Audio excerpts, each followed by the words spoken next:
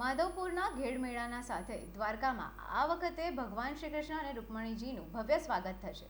આ કાર્યક્રમના સારા આયોજન માટે જિલ્લા કલેક્ટર રાજેશ તન્નાની અધ્યક્ષતા હેઠળ બેઠક યોજવામાં આવી હતી.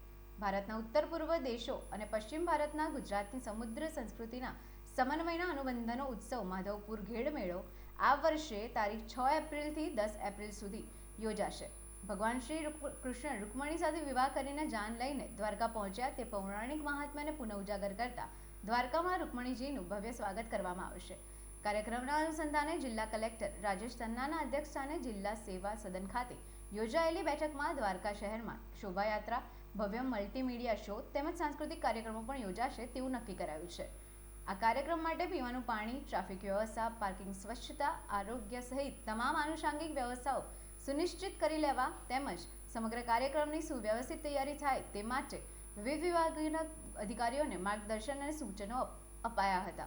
આ બેઠકમાં જિલ્લા વિકાસ અધિકારી એબી પાંડોર, નિવાસી અધિક કલેક્ટર ભૂપેશ જોટાણીયા, જિલ્લા ગ્રામ વિકાસ એજન્સી નિયામક HA જોશી, પ્રાંત અધિકારી SA આવતે, પ્રાંત અધિકારી KK કરમટા સહિત વિવિધ વિભાગના અધિકારીઓ ઉપસ્થિત રહ્યા હતા.